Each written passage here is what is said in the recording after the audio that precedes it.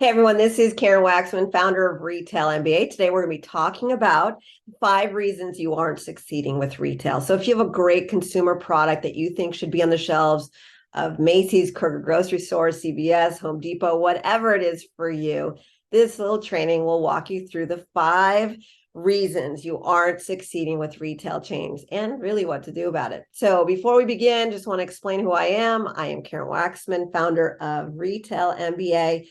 For the last 20 something years, I've been selling to the world's largest retailers as a manufacturer's rep. And for the last 12 or 13 years, I've been teaching my time-tested sales methodologies on how to get your products into chain stores. We've been very successful for our clients for many years. You can take a look at what we're up to at retailmba.com. And if you like this information, please subscribe, like, comment below. We appreciate you. It helps us get more people to know about us. Thanks so much. So let's talk about the 5 reasons you are not succeeding with chain stores. The first reason is you are thinking that you are a small company and you aren't actually reaching out to a chain store like Home Depot or whatever it is for you.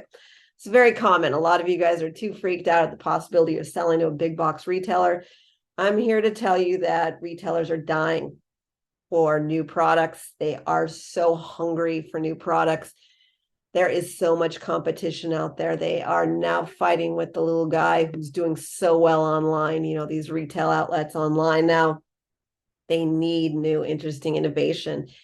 And the big manufacturers are just not cutting it with new, interesting stuff. People are freaking out and they want new, exciting, interesting. Please do not ignore selling to chain stores just because you do not believe that you should be reaching out yet until you get X number of sales or whatever it is for you. I have clients who've gone into chain stores who literally have never sold anything before anywhere. They made the product. They went directly to the big chain stores, made a lot of money really fast. It doesn't have to be the way that you think it is. Chain stores can be a wonderful first start in selling to stores. There's more to say on that. We have trainings on that. We have a system that walks you through how to go after stores. We are a retail consultancy.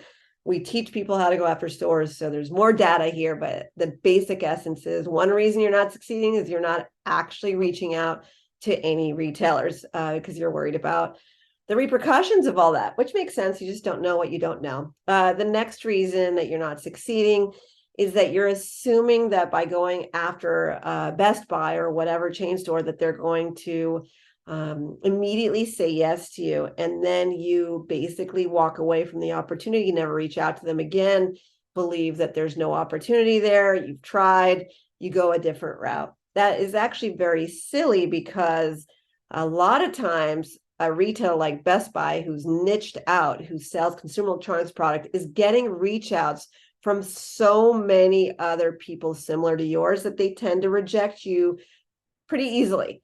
That does not mean that they don't inevitably buy from you. It just means that at the moment that you're reaching out, that buyer didn't have enough budget. She didn't have the interest in your product because she just saw something similar, or you haven't proven to her that, you know, your product is going to make them a lot of money, because when they're a niche retailer, they tend to only look at products that are niche and they've seen everything out there, which is why we teach strategies on what to do about that, how to avoid that. But generally speaking, you do not just walk away from an opportunity like Best Buy just because they rejected you once. I have clients who got rejected all sorts of places. All they needed was one success, and it converted it and ultimately led to a lot of opportunity and money.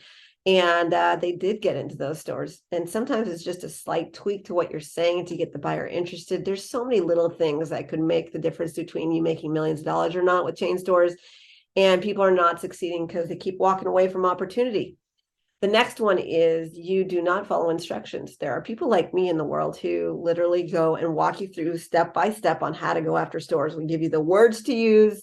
We give you all the data, okay, on how to go after stores. We've done it a long time. Personally, I've been sold millions of units of products, helped endless people succeed with chain stores over the last many years. And I'm here to tell you that the one problem I see is that people do not follow instructions. I don't know. I give you a layout, a format on how to actually speak to a buyer, the words to use. You'll use the exact opposite thing. You want to be creative. You want to be artistic. With chain stores, it's very formulaic, very organized, and you don't want to miss a step. Again, the reason you don't want to miss a step is because chain stores are big corporations. They're very established. They do the same thing over and over again every single day.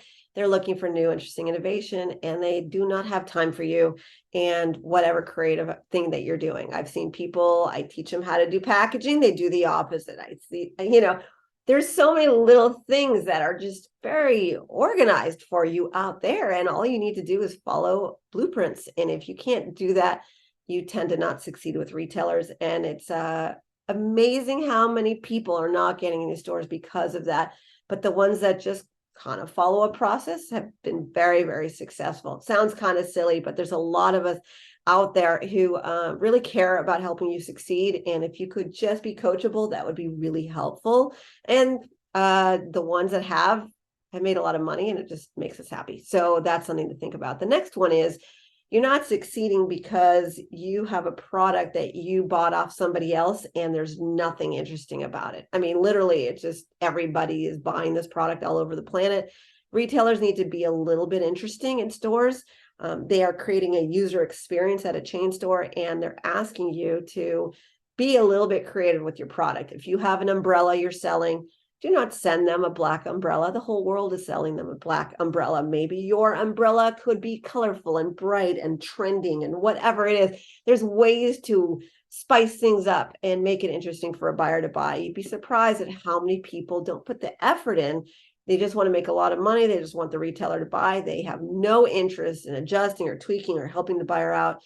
And a buyer can smell that. They do not like people who are just in for the money and not in for the partnership, the relationship, the long-term relationship, and the building. The last reason that you're not succeeding with retail is that you are not thinking about your next product. So some of you are so inundated with your first product that you haven't even thought about your next product. But your next product could be a better version of your existing product, could be a different color, could be a different texture, whatever it is. Start thinking about other products you could sell to them. Why? Because once a buyer succeeds with your product, she's going to want to buy more. And if she's looking at a product and it is wonderful, but you haven't even thought about the next product, she's not going to be interested in you. Now, some of you have thought about it, but you haven't even built out the next product. That's okay. But be prepared that you're going to need to in order to have a long-term relationship with the buyer, because maybe she wants different sizes, different shapes, whatever it is. Each new SKU can make her money if her product succeeds. And they really, really want that. So give that to them. Start talking to them. Even if you don't have it ready yet, just have that on the top of your mind that this is something that you're going to build out, because you're going to make so much money that the next product's going to come up pretty quickly. And is there a way for you to create another product, which won't cost you a fortune, that you can start pretty quickly with that buyer if there is interest in that first product? Because I'm telling you, the money is in the long-term residual income, and the more success you have is when you have different SKUs that you can sell to a buyer, which means different components, different types of products that you can sell. There's so many ways to slice and dice this. If you're stuck on that, please take a look at retailmba.com and take a look at our events, our coaching programs, all sorts of things that we do, helping people figure this stuff out. We want you to succeed. And also, please subscribe, like, comment below if you like this, and be on the lookout for the next video as we continue explaining to you how to go after stores in the best ways possible and how to succeed. Karen Waksman, Retail MBA. I appreciate you. Thank you.